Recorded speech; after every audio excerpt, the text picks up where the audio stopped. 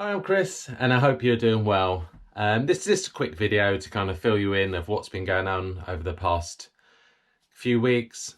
If you watched my last video, started a new job and then picked up a groin strain while playing football at work, which was a stupid injury considering I've not been playing football or haven't played football for about 20 years.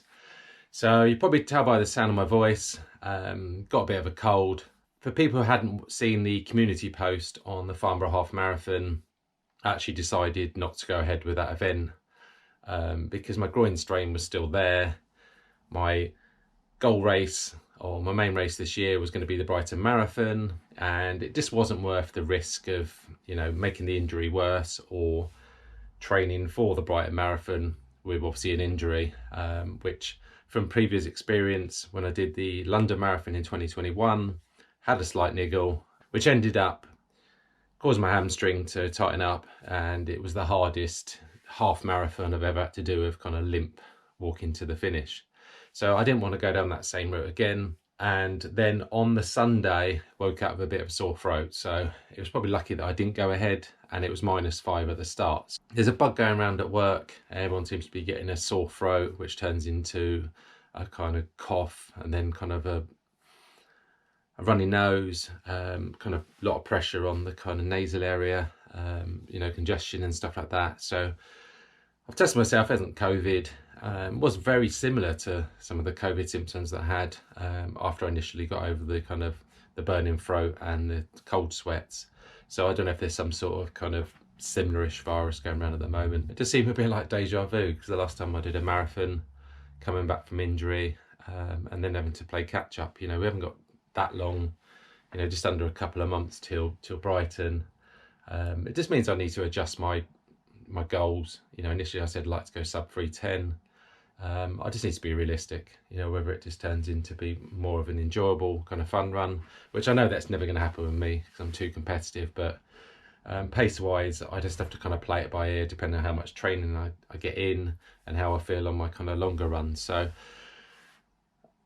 I've also got myself a new pair of trainers coming, and managed to get myself some Saucony Ride 15s for about 75 quid, a newer colourway.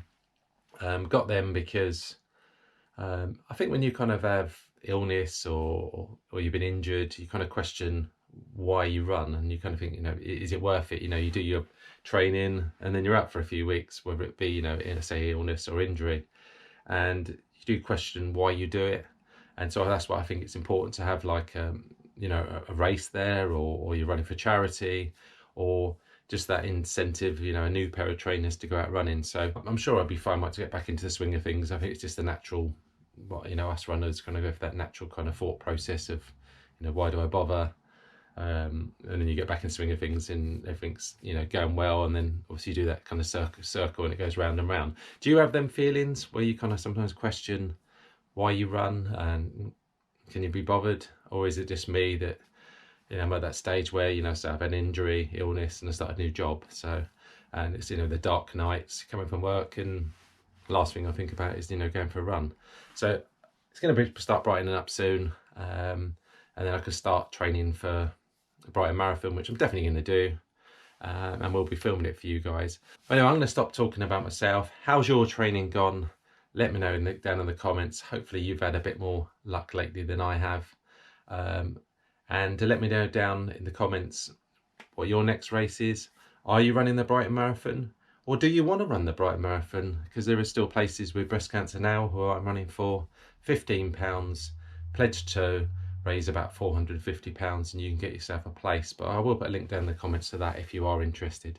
Anyway, I'll leave the video there, and I'll speak to you soon. Onwards and upwards. Cheers!